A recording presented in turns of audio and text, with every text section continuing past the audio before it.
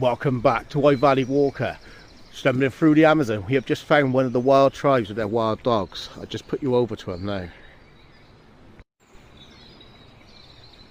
As you can see, no human contact for years as she slowly ambers off into the distance, totally ignoring our presence at the moment, possibly gone to signal others to let them know of our arrival and our presence in the Amazon jungle.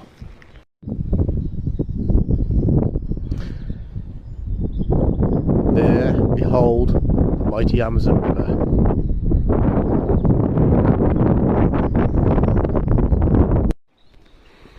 As the local shaman approaches, Lois approaches cautiously to give him an offering of alcohol.